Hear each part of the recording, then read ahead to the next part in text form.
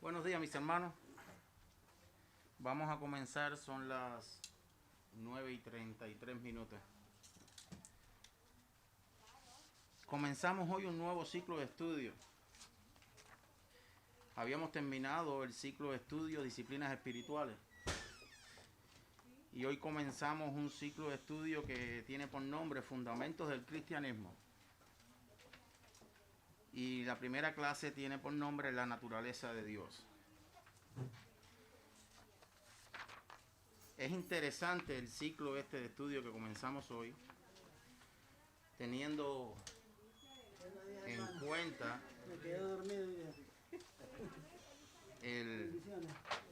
el título. Ahora voy a hacer una pregunta. Voy a comenzar con esta pregunta. ¿Qué es un fundamento? ¿Qué entendemos por fundamento? Las bases. Las bases. Lo que sustenta algo. Sobre lo que se construye algo. La génesis. Ajá. Muy bien. ¿Qué cosa es una doctrina? Una enseñanza. Enseñanza. Entonces, las enseñanzas en el cristianismo están basadas ¿en qué? En los fundamentos del cristianismo. De manera que las enseñanzas y principios en el cristianismo están sustentadas por los fundamentos del cristianismo. ¿Ok? El autor comienza esta clase con una pregunta. ¿Por qué es tan difícil entender la Trinidad? Es la pregunta inicial de la clase.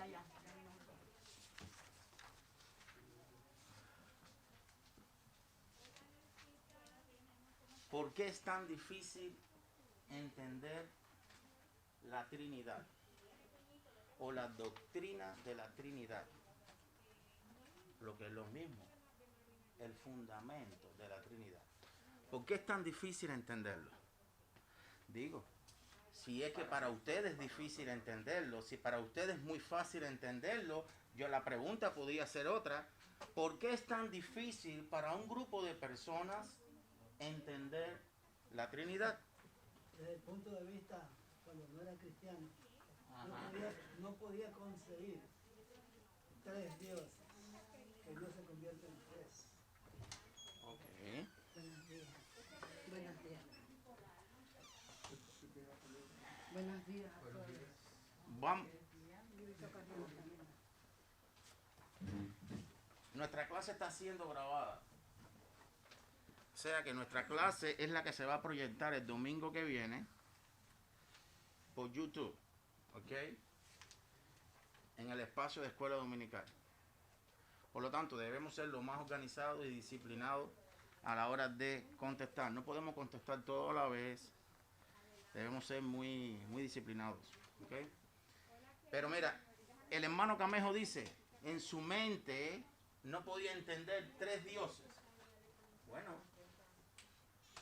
eso era antes de su conversión. Pero cuando hablamos de Trinidad no estamos hablando de tres dioses. ¿Ok? Porque nuestra creencia es monoteísta. Es monoteísta. Nosotros obedecemos o fundamentamos nuestra creencia religiosa en un solo Dios. Pero yo los voy a ayudar un poquito. ¿Aparece la palabra Trinidad en la Biblia? No aparece la palabra Trinidad en la Biblia. De manera que si nosotros pudiéramos dar un nivel de respuesta a esta pregunta, podemos decir que aún nosotros como cristianos nos puede resultar un poco difícil entender la Trinidad, porque es que tratamos de buscar la Trinidad, la palabra Trinidad en las Escrituras y no aparece. Pero sí aparece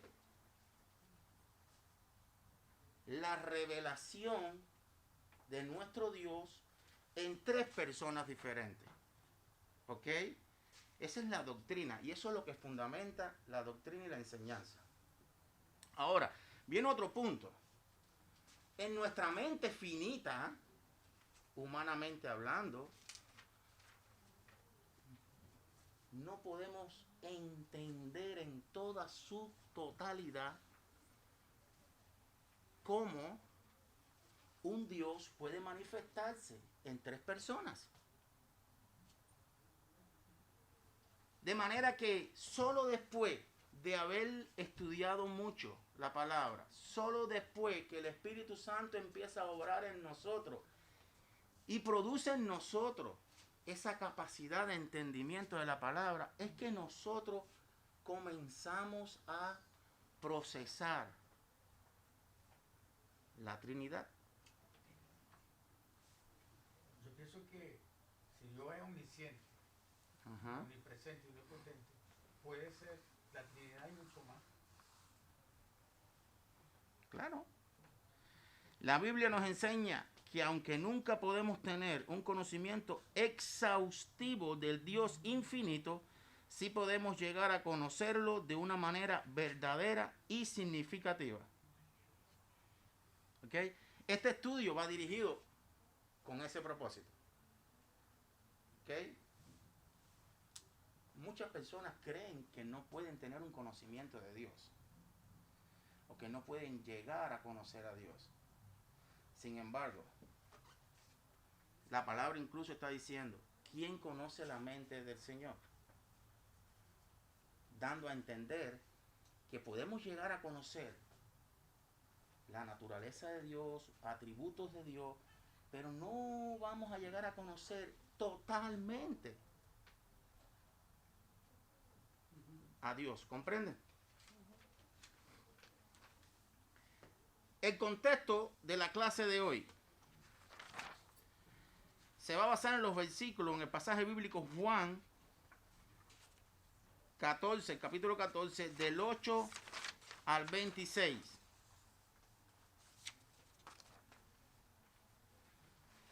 El contexto del autor aquí está explicando esto. El Evangelio de Juan fue escrito por el apóstol Juan entre los años 80 y 90 después de Cristo, después de haber sido escritos los evangelios sinópticos.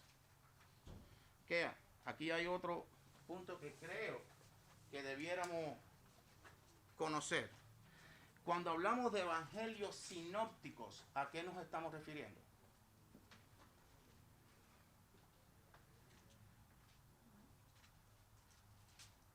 Cuando decimos evangelios sinópticos, ¿a qué nos referimos? Bien, ¿cuáles son los evangelios? Mateo, Marcos, Lucas, Juan. Hay evangelios sinópticos y hay evangelios no sinópticos. Los evangelios sinópticos son Mateo, Marcos, Lucas.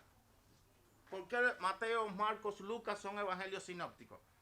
Porque Mateo, Marcos y Lucas enfocan sus evangelios en el ministerio de Jesucristo, pero fundamentándolo en sus milagros, sus obras, de una forma cronológica, relatan los hechos como ocurrieron de forma cronológica, y cada uno de ellos relatan estos hechos de una manera muy cercana, de una manera muy similar.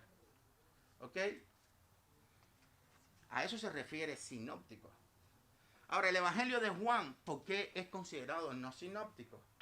Porque el Evangelio de Juan no se enfoca en lo que ya fue dicho en Mateo, Marcos y Lucas.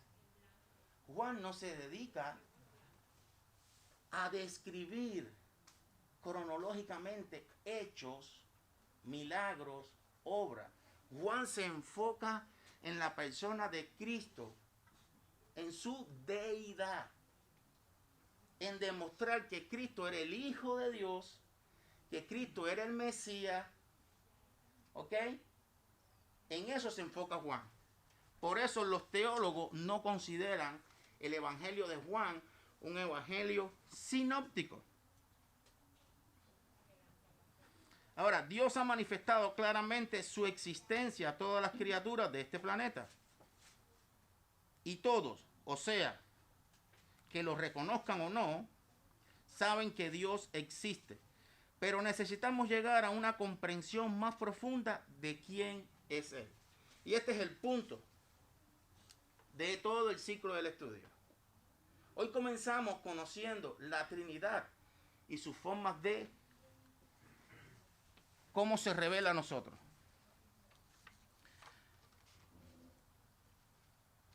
Antes de entrar ya directamente a la clase, vamos a orar y vamos a pedirle al Señor que nos guíe en este estudio. ¿Okay? Padre, te damos gracias, reconociéndote primeramente, Padre, como nuestro Señor, nuestro Salvador. Gracias, Padre, porque hoy disponemos de tu palabra que podemos estudiar, en la cual podemos reflexionar. Gracias, Padre, porque te has revelado a nosotros en 3 personas. Y gracias, Padre, porque hoy contamos con tu tercera persona, el Espíritu Santo, el Consolador, el cual nos guía, Padre, el cual obra en nosotros de forma extraordinaria, dándonos la capacidad de entender tu palabra, de conocer tu naturaleza, de conocer tus propósitos. Padre, toma control de este estudio. Guíanos en tus enseñanzas, abre nuestros ojos, nuestra mente. Y que todo lo que podamos conocer aquí, Padre, no sea solo parte de este estudio, sino que se quede en nuestro interior, obrando y transformándonos conforme a la semejanza de Cristo. En el nombre de Cristo Jesús. Amén. Amén. Bien, hermanos. Mira, en toda la Escritura, Dios se ha revelado en sus 3 formas. Si nosotros miramos Isaías 48:16, Isaías 48:16, esto es Antiguo Testamento. Nos está diciendo, ¿alguien lo tiene? Sí. Léalo, por favor. Acercaos a mí, oíd esto. Desde el principio no hablé en secreto. Desde que esto se hizo, allí estaba yo, y ahora me envió Jehová el Señor y su Espíritu. Ok. Acercaos a mí. Oíd esto. Desde el principio no hablé en secreto. Desde que eso se hizo, allí estaba yo. Y ahora me envió Jehová el Señor y su Espíritu. O sea, allí estaba yo. ¿Quién está hablando? Jesús. Ajá. Y ahora me envió Jehová el Señor, Dios Padre, y su Espíritu. Las 3 personas están en este pasaje. Isaías 61:1. Lo voy a leer, pero pueden ir buscándolo para ir avanzando. El Espíritu de Jehová, el Señor, está sobre mí, porque me ungió Jehová, me ha enviado a predicar buenas nuevas a los abatidos, a vendar a los quebrantados de corazón, a publicar libertad a los cautivos y a los presos apertura de la cárcel. ¿Ok? Ahora, si yo preguntara, ¿cuál es el pasaje bíblico donde mejor podemos comprender la Trinidad de nuestro Dios? Mira lo que te voy a decir, hermano. El pasaje que te voy a leer es una de las declaraciones más fuertes que se encuentran en la Biblia acerca de la naturaleza de Dios. Y eso lo vemos en Colosenses 1:15, que dice: Cristo es la imagen visible del Dios invisible. Él ya existía antes de que las cosas fueran creadas y es supremo sobre toda la creación. Amén. Amén. Hay un pasaje, ¿recuerdan ustedes el bautizo de Jesús? Mateo 3:16-17. Y Jesús, después que fue bautizado, subió luego del agua, y he aquí los cielos le fueron abiertos. Y vio el Espíritu de Dios que descendía como paloma y venía sobre él. Y hubo una voz de los cielos que decía: Este es mi Hijo amado, en quien tengo complacencia. Esto es un pasaje que no deja duda ni en la mente del creyente, ni en la mente incluso de aquel que pudiera no ser creyente. Porque evidentemente lo que estamos leyendo está hablando de 3 personas diferentes. ¿Ok? Vamos a comenzar el estudio y vamos a ver lo que el autor nos propone. ¿Qué dinámica trae el autor para desarrollar este tema que pienso es fundamental para cada uno de nosotros? Juan 14, del 8 al 11.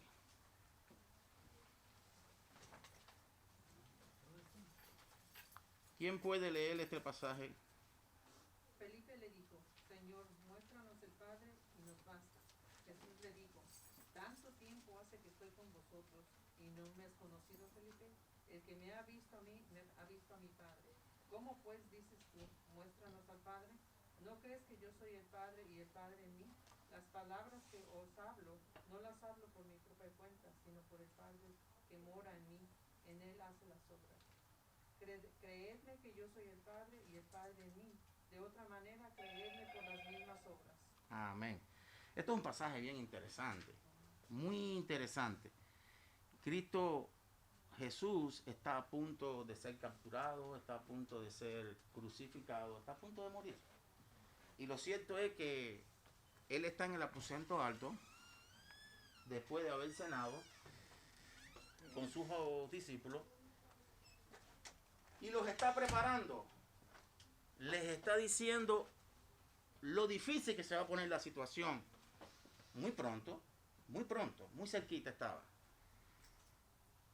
Pero Jesús en su omnisciencia se conoce que a pesar de 3 años y medio de estar trabajando en su ministerio con sus discípulos, ellos no habían entendido a plenitud realmente quién era Él. ¿Quién era Él? Y sabemos que muchas de las personas que venían a Jesús estaban más impresionadas por la capacidad de milagros que Él hacía, por sus obras, pero no, en la mente de muchos de ellos, no entendían realmente quién era Él. Entonces Jesús, sabiendo que Él iba a morir, Jesús estando incluso preparado para ese momento, porque Él conocía que ese era el fin, se da cuenta que Él tenía que decirle algo a estos hombres para prepararlos para ese momento difícil. En este pasaje, Él no está hablando de la Trinidad, ¿ok? Pero en este pasaje hay algo muy interesante. Jesús está pronto a ser sacrificado y quiere prepararlo para lo que viene. Jesús quería confortarlos y animarlos. De manera que Jesús veía que era importante que entendieran verdaderamente quién era Él. Después que Jesús les habló categóricamente acerca de Él, seguían sin entender. Ahí hay una pregunta que hace Felipe. Miren, hermano, esto nos pasa a nosotros con nuestros propios hijos. Los hijos ven en nosotros un grupo de actitudes, un grupo de conductas, y por ellas, nuestros hijos empiezan a identificarse con nosotros. Por ese nivel de conducta y actitudes y posiciones que adoptamos en diferentes situaciones de la vida, nuestra capacidad de resolución, nuestros hijos incluso pueden llegar a querer imitarnos. ¿Ok? Ahora, antes de Jesús, ¿quién había hablado de la forma que Él habló? ¿Quién había hecho los milagros que Él hizo? ¿Quién? El pueblo llegó a reconocer, nadie ha hablado como este hombre. Nadie ha hecho lo que este hombre ha hecho. ¿Quién es este hombre? De manera que había algo en Él que no era común en las demás personas. Entonces Jesús, a pesar de 3 años de estar haciendo todo lo que había hecho, ¿para qué hizo Jesús todos esos milagros? ¿Cuál era el propósito de Jesús haciendo todo lo que hizo? ¿Cuál era el propósito? ¿Y estaba dirigido solamente a los 12?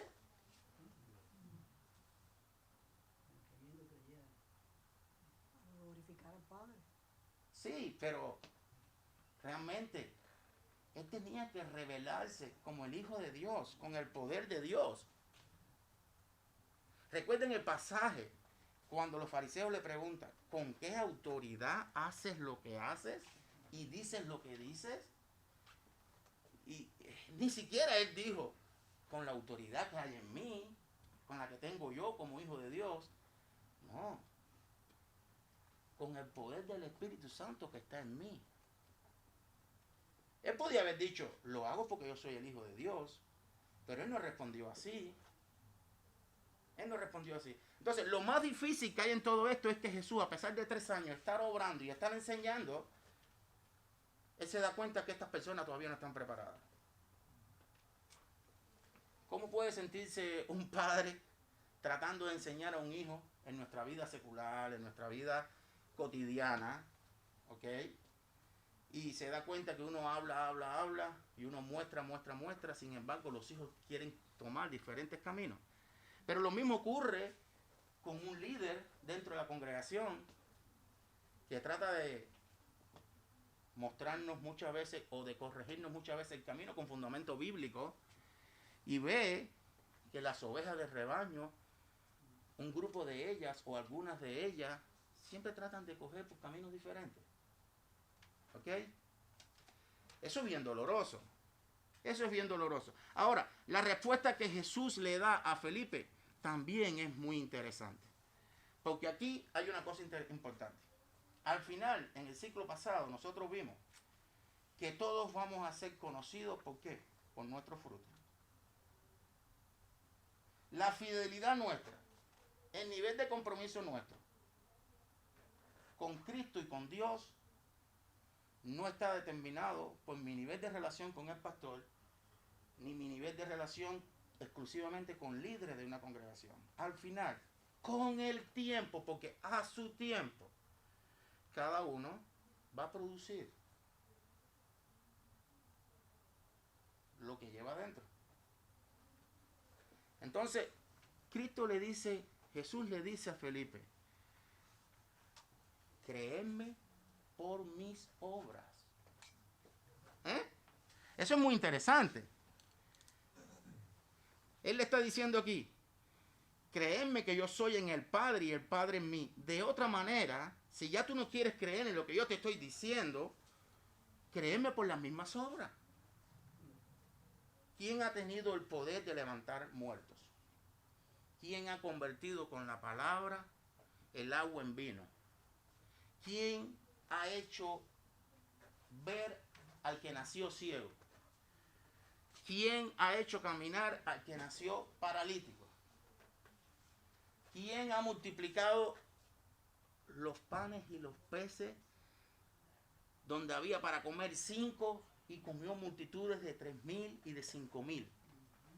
¿Quién ha hecho eso? Eso es obra ¿de quién? Entonces él le está diciendo a Felipe, créeme entonces por mis obras.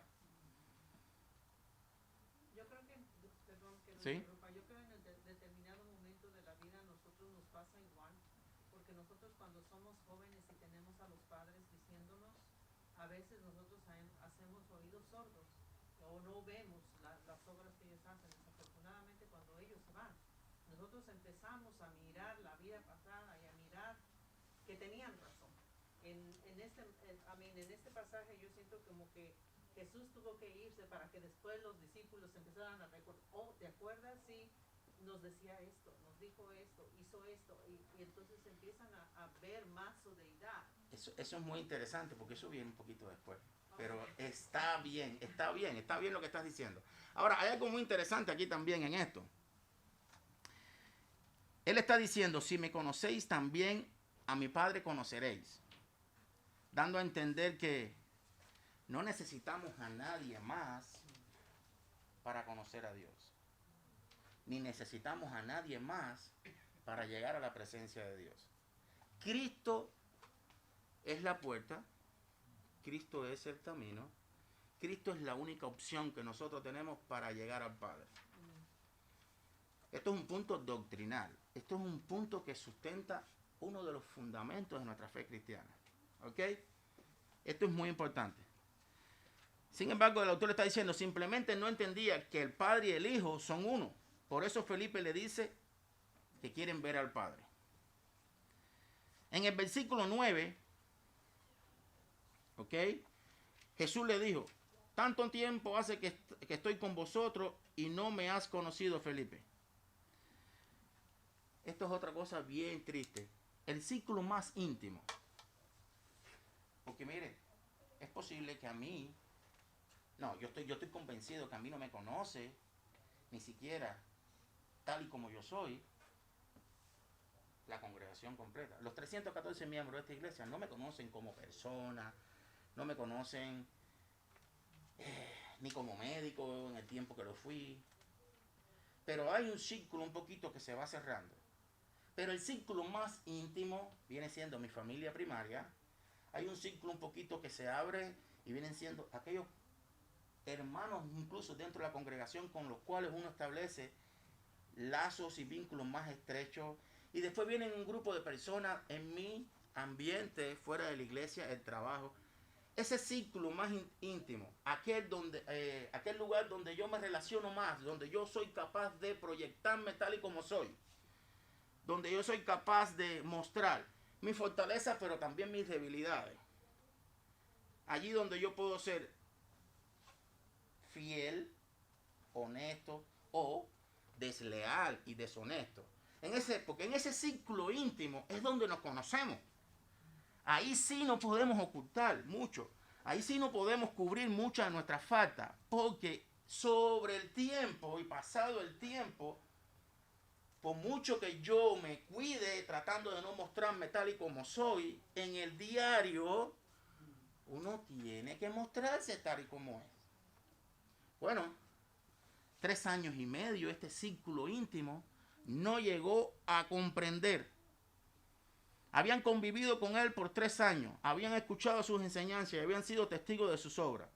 Por eso Jesús cuestiona a Felipe de esa manera, además de reafirmar que el Padre y él es uno, usando otras palabras. El que me ha visto a mí, ha visto al Padre.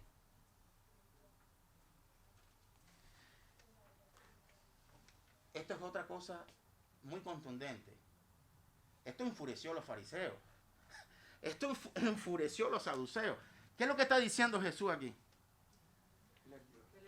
Él es Dios. Si tú me estás viendo a mí, tú estás viendo a Dios. Yo no solo soy el Hijo de Dios, es que yo soy Dios. Eso es lo que está diciendo Jesús. Incluso el autor no lo propone así en el comentario que hace, pero Jesús no solo es el Hijo de Dios, sino que Él es Dios. Y eso aparece en Juan 1:1. ¿Ok? Habían entendido que Él era el Hijo de Dios en Juan 6, de 68 a 69. Pero seguían sin entender las implicaciones de la Trinidad. Entonces ahora, esa es la transición a lo que viene, a los otros versículos. Sí, ok, tú eres el Hijo de Dios, tú eres Dios, pero no entendemos la tercera persona. O no entendemos cómo funciona todo esto. O no entendemos realmente la unidad, cómo funciona. En mi mente, perdóname Jesús, pero es que no entiendo. Explícame más. Eso no puede pasar a nosotros. Por eso es que yo cuando hago las clases los jueves, yo digo, nosotros no podemos quedarnos con dudas. Nosotros tenemos que preguntar. Y siempre yo entendí en mi vida de estudiante que el que más pregunta es el que más sabe. El que más pregunta, ¿sabe por qué el que más pregunta es el que más sabe? Porque el que más pregunta es porque tiene interrogantes que salieron de un estudio previo. Si uno no estudia, uno no tiene preguntas. Eso es simple, hermano. ¿Quién no tiene duda? Cuando yo tenía un profesor que cuando preguntaba, el examen es el lunes, ¿quién tiene duda? Nadie levantaba la mano. Nadie quería presentarse delante del grupo como el que era más incapaz. No.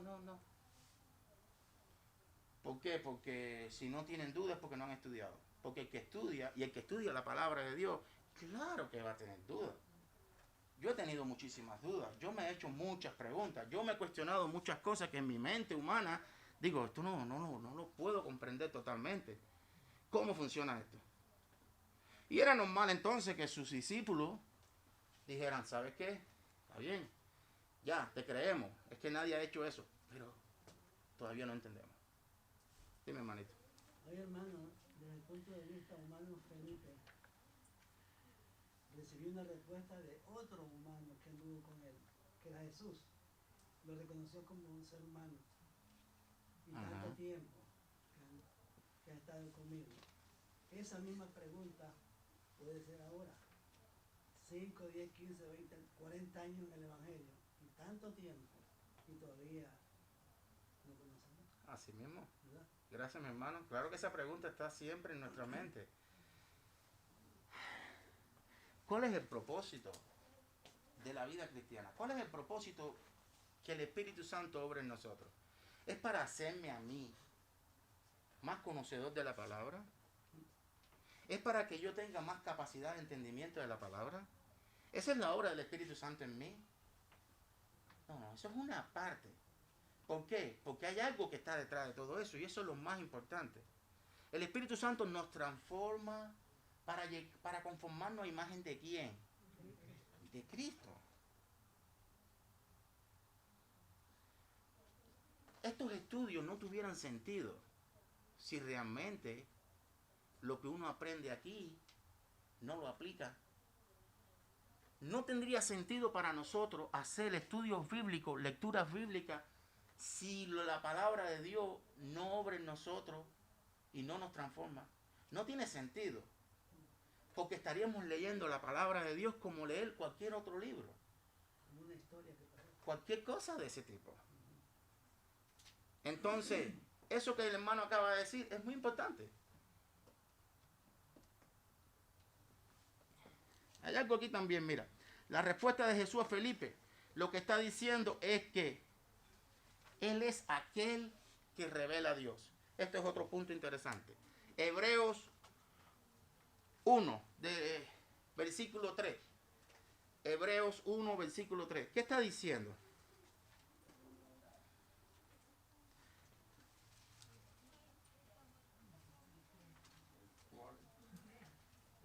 Sí, léenlo. El que es el resplandor de su gloria, la imagen misma de su sustancia, y quien sustenta todas las cosas con la palabra de su poder, habiendo efectuado la purificación de nuestros pecados por medio de sí mismo, se sentó a la diestra de la majestad en las alturas. Amén. Pero ahí está diciendo su misma sustancia. En otras versiones, cuando hablan de sustancia, ¿saben de qué está refiriendo? Su misma naturaleza, su misma esencia.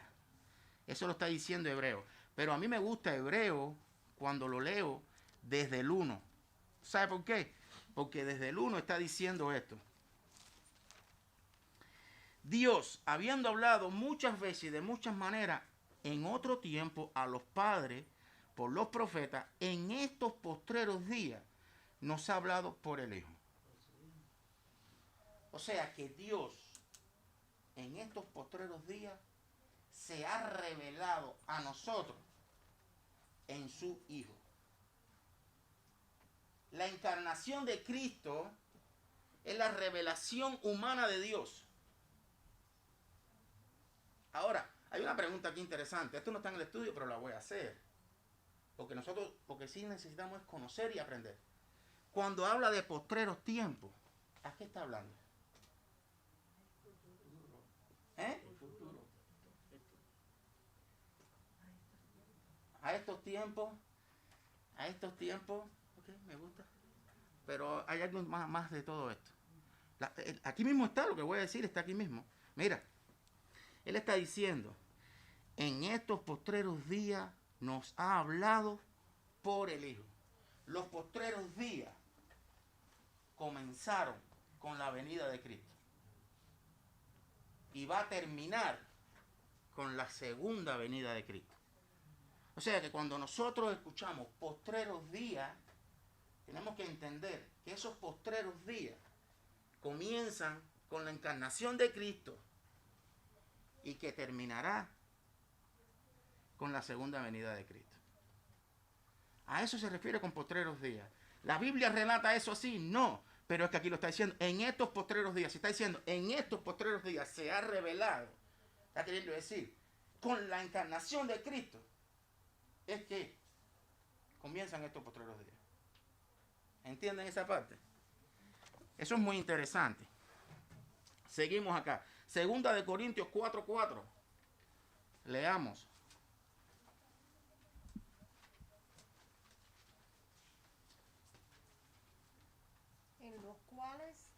Dios de este siglo cegó el entendimiento de los incrédulos para que no les resplandezca la luz del Evangelio de la gloria de Cristo, el cual es la imagen de Dios.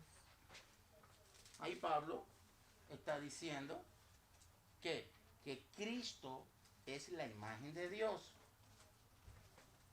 Y cuando habla ahí del Dios de este mundo, ese Dios, si ustedes lo leen, está con D minúscula. ¿Ok? Estamos hablando de Satanás. Versículo 10. ¿No crees que yo soy el Padre y el Padre en mí? Las palabras que yo os hablo no las hablo por mi propia cuenta, sino que el Padre que mora en mí, Él hace las obras. Esto es muy interesante porque esto es obediencia total. Esto es humildad, esto es sometimiento, esto es humillación, esto es lealtad. Jesús continúa dirigiéndose a Felipe de una manera muy enfática, puesto que la unidad entre el Padre y el Hijo es lo que debían creer. Yo soy en el Padre y el Padre en mí. Esta afirmación habla de la unidad que había entre ellos. Son uno en esencia, pero son dos personas distintas. O sea, era fácil para ellos entender ya esta parte. Son dos. ¿Por qué? Porque estamos hablando de un Dios que no habíamos visto, pero nos está hablando ahora el Hijo de Dios, al cual sí podemos ver. Esta parte es muy interesante. En Juan 10:38, Jesús ya había afirmado esta verdad en cuanto a Él, el Padre y las obras en ambos. Sin embargo, la mente finita del ser humano encuentra difícil creer lo que no comprende. Raciocinio, ¿ok? Es contrario al concepto de fe. Las obras que Jesús había hecho daban testimonio de que Él y el Padre son uno. Ahí vamos directo al versículo 11. Créeme que yo soy el Padre y el Padre en mí. De otra manera, Felipe, ¿sabes qué? Entonces ya no escuchen mis palabras. Créeme por mis obras. Al final, nosotros en nuestra vida diaria decimos, valen más lo que tú haces que mis palabras. Nosotros decimos eso. ¿De dónde pudo haber salido eso? Porque al final vale más lo que tú haces que lo que tú digas. Al final va a valer más. Yo prefiero un mudo que ni sepa señas, pero que sea comprometido y de verdad haga, a un gran orador que hable muy bonito, pero no haga nada. Bueno, al final, Jesús lo que le está diciendo a Felipe, ok Felipe, ya, entiendo que tu mente es muy finita. Entiendo que tú humanamente no me puedes entender todo lo que estoy diciendo. Pero ¿sabes qué, Felipe? ¿Te es difícil entender a través de mis obras?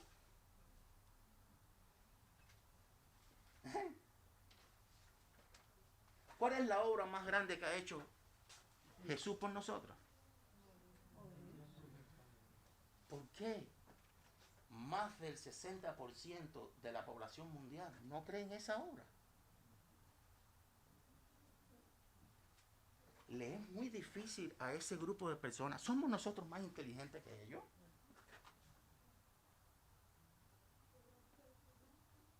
Pero ese es tema para la próxima clase. Porque eso es un tema muy interesante. Eso es un tema tremendamente poderoso.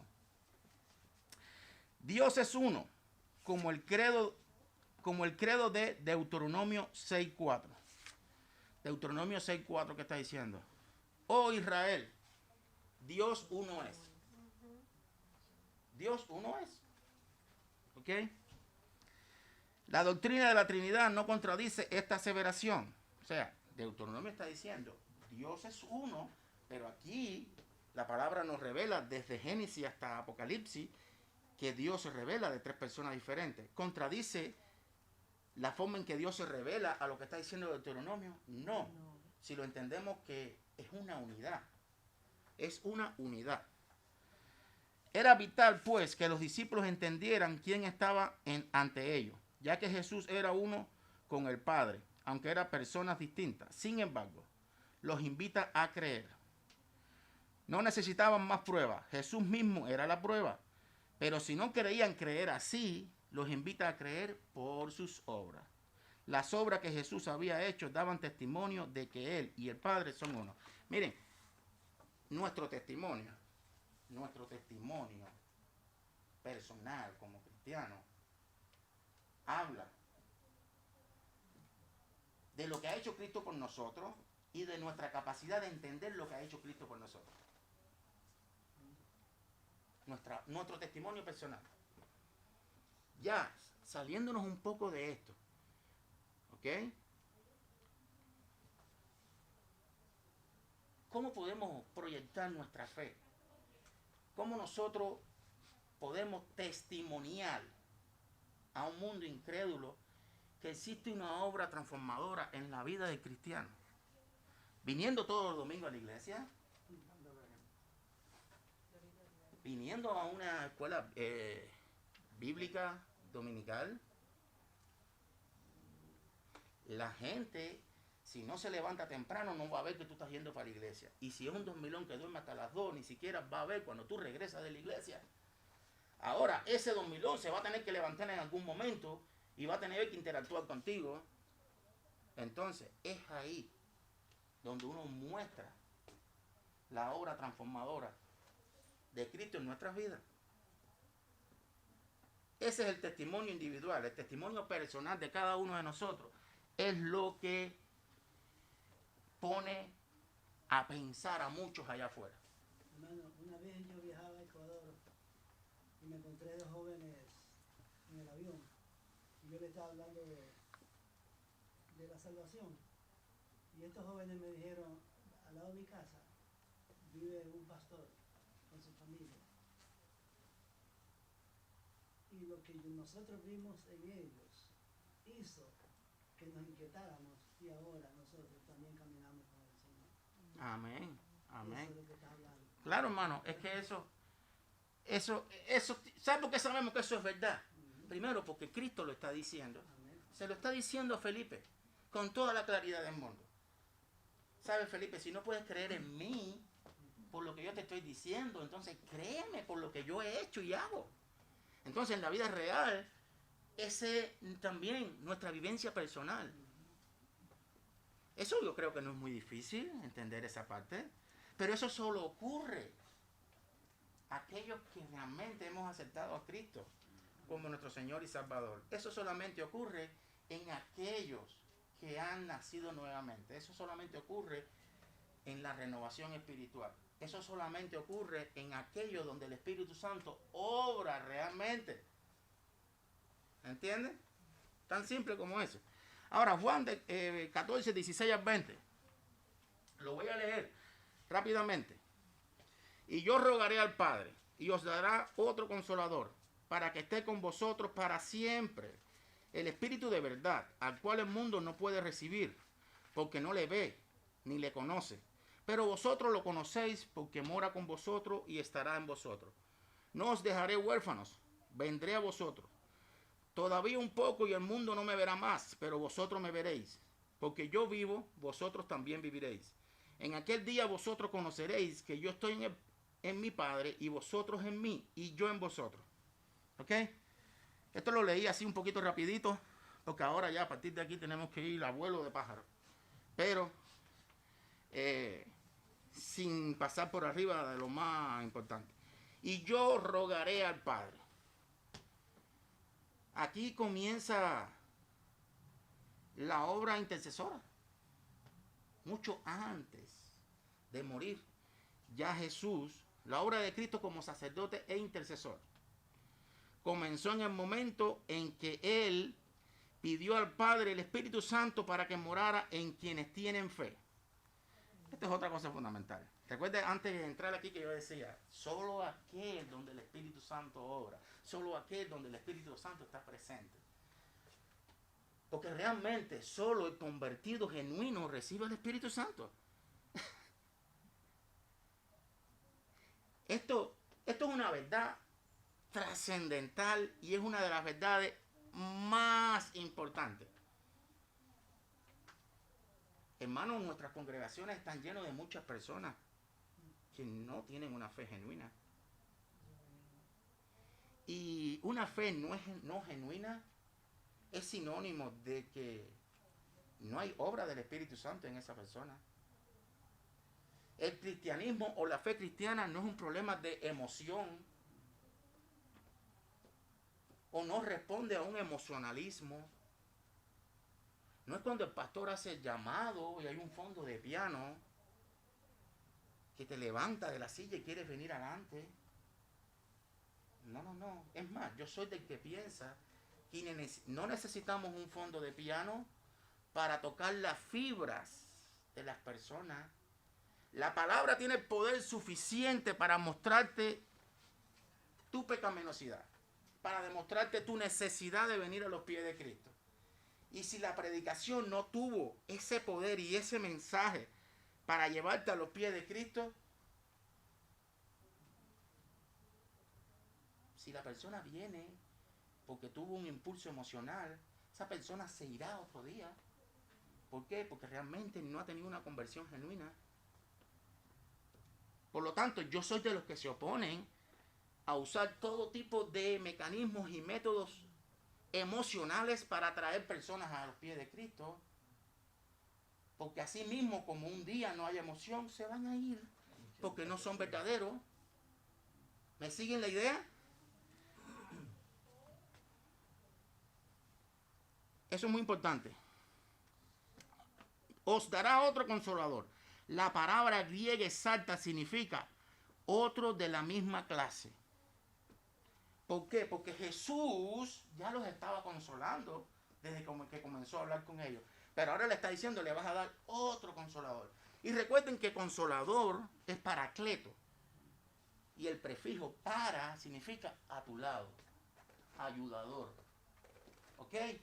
De manera que os dará otro consolador, significa otro de la misma clase. Alguien como Jesús, o sea, como Jesús mismo, que tomaría su lugar y haría su obra. O sea, que el Espíritu Santo iba a hacer en el creyente la obra que Jesús estaba haciendo con sus enseñanzas.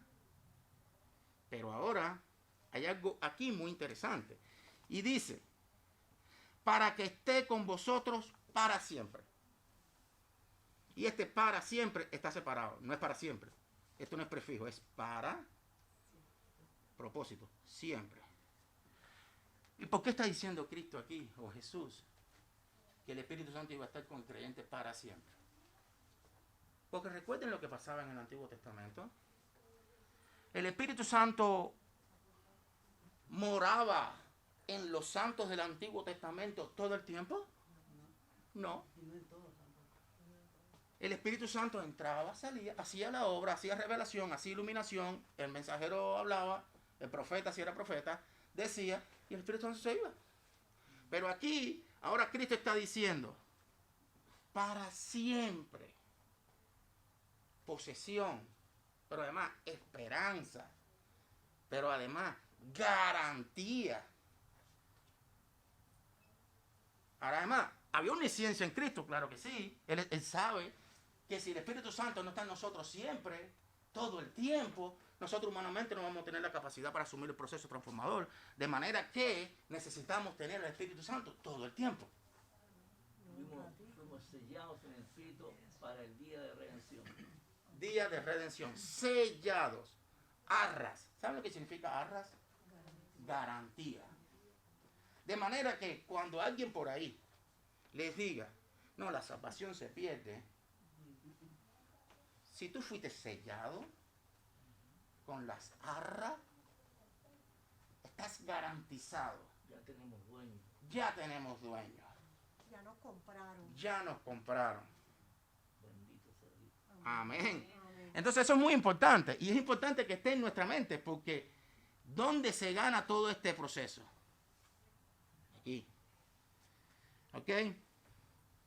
Este consolador, que es el Espíritu Santo, estaría con ellos para siempre gracias a lo que Jesús haría. A diferencia de las referencias que se hacen en él, en el Antiguo Testamento, el Espíritu Santo nunca le sería quitado. Ahora dice, sin embargo, nota que el versículo 16 comienza con y, ya que continúa desarrollando una idea que comenzó en el versículo anterior. Si me amáis, guardaréis mis mandamientos. Esto es una cosa interesantísima, hermano. Esto yo diría que es una de las cosas más preciosas que hay, porque eso se ve en la vida de nosotros diaria. Mira,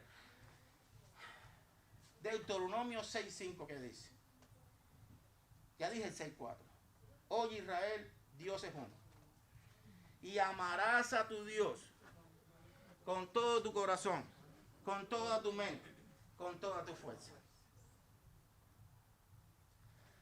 Ese mandamiento el pueblo de Israel no está diciendo, amarás, no está diciendo, mire Israel, tienes que ser obediente para que yo me manifieste en ti. Tienes que venir gozosos a mi presencia para que yo obre a tu favor. Tienes que hacer muchos sacrificios. No. Amarás a tu Dios.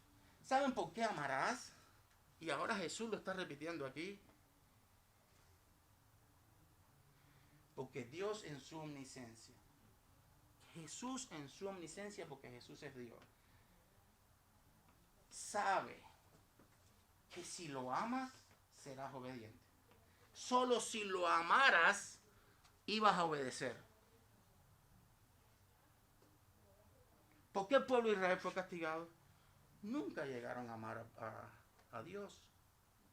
Fue disciplinado de muchas maneras. Hebreo comienza habiendo hablado de muchas maneras y de muchas formas, por medio de profetas. Mensajeros les mandó mucho. En los postreros tiempos se ha revelado en su Hijo. Bueno, por aquí está diciendo, si me amáis, guardaréis mis mandamientos.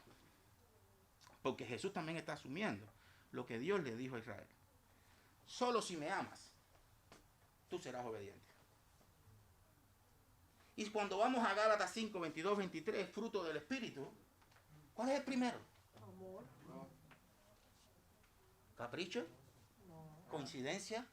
¿Casualidad?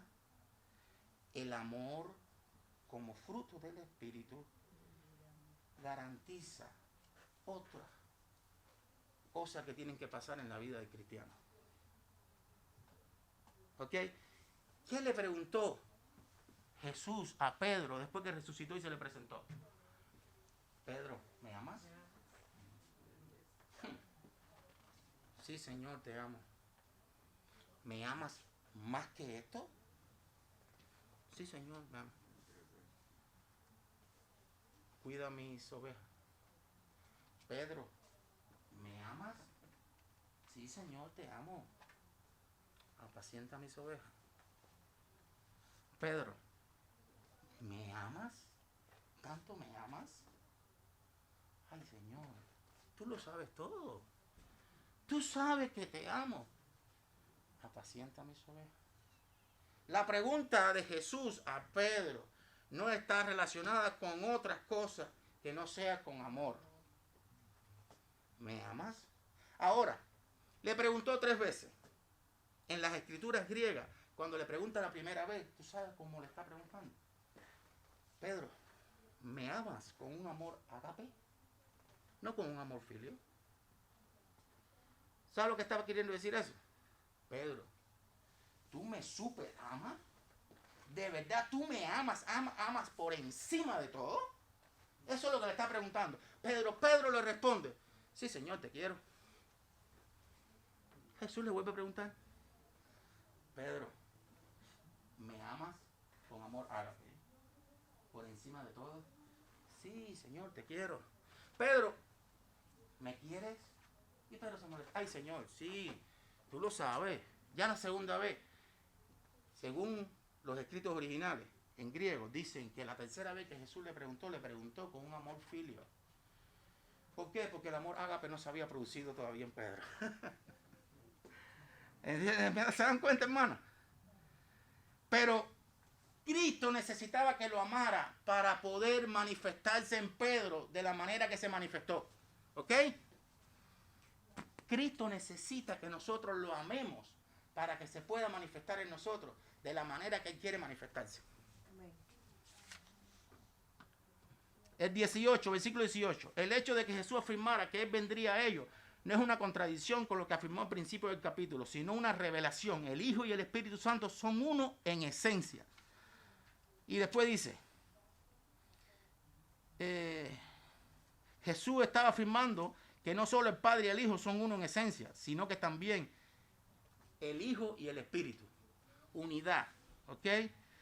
Y después diría, no estaría solo, sino que el Consolador estaría con ellos y en ellos para siempre, alusión a su muerte. De manera que ahí también está diciendo, ¿sabes? Yo voy a dejar de estar con ustedes cuando dice un poco después no me verán. O sea, estaba diciendo que él iba a morir. Y un poco después me verán. Resucitación. Es 19. ¿Qué hora es? Ajá, 29. 29. Punto 19. Ajá. Jesús sabía que su hora había llegado y que el mundo no lo vería más. Sus discípulos lo verían resucitado. Y debido a que Jesús vivía en ellos, que Jesús vivía, en él tendrían vida. Ahora, aquí hay algo muy interesante. Y es que ya del 14, 23, 26, versículo 23, 26, lo voy a leer bien rapidito, porque no quiero terminar esto sin que veamos esto. Respondió Jesús y le dijo, el que me ama, mi palabra guardará, y mi Padre le amará, y vendremos a él y haremos morada con él. El que no me ama, no guarda mis palabras, y la palabra que habéis oído no es mía, sino del Padre que me envió. Os he dicho estas cosas estando con vosotros, mas el Consolador, el Espíritu Santo, a quien el Padre enviará en mi nombre, él os enseñará todas las cosas y os recordará todo lo que yo os he dicho. ¿Qué cosas iba a enseñar el Espíritu Santo a los apóstoles? Todo lo que ellos necesitaban conocer para su vida apostólica y para la fundación de la iglesia. De la iglesia, hermano.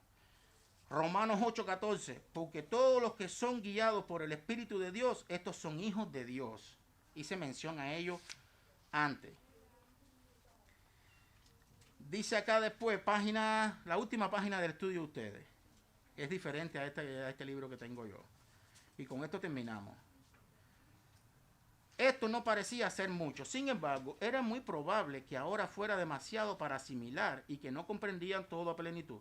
Pero llegaría un día en que tendrían que recordar y poner por escrito lo que habían aprendido, ahora bajo la supertendencia del Espíritu Santo. Esta tarea sería fundamental para lo que hoy conocemos como el Nuevo Testamento. ¿Qué hace el Espíritu Santo en nosotros, hermanos? Lo mismo que hizo en los apóstoles. Iluminación, revelación, inspiración, los convence de pecado. ¿Ok? El último escrito, el último escrito o el último libro del Nuevo Testamento se escribió alrededor del año entre los 90 y 100 después de Cristo. ¿Ok? De manera que, hermano, con esto terminamos el estudio. Tenemos que entender y tenemos que creer que Dios es uno y se manifiesta en tres personas. ¿Ok? Cuando nosotros hablamos de Jesús, 100% humano, 100% divino, estamos asumiendo la deidad de Cristo. Pero cuando nosotros hablamos del Espíritu Santo, 100% Dios, estamos hablando de la capacidad de Dios de obrar internamente en nosotros por medio de su Espíritu Santo. Porque ya no estamos viviendo en la época de Cristo, ya Cristo no está aquí físicamente entre nosotros. ¿Quién nos va a guiar en este proceso? El Espíritu Santo. Ponlo en práctica, propone el autor. Inicia un estudio de los atributos de Dios. Ya sea un grupo usando un libro de texto o solo con tu Biblia. Anímate a reconocer más tu Dios. Agradécele cada mañana a Dios porque el Espíritu Santo vive en ti. Atesora su palabra y adora a Dios. No dejes para mañana comenzar un nuevo plan de lectura devocional. Anímate a conocer más de Dios por medio de su palabra revelada y crecer en tu adoración a Dios. Oremos, hermano. Padre, te damos gracias por este estudio. Nos permite, Padre, conocer mejor la Trinidad. Permite, Padre, que tengamos mejor capacidad de entendimiento para conocerte como Padre, para conocer al Hijo, Padre, y para conocer el Espíritu Santo.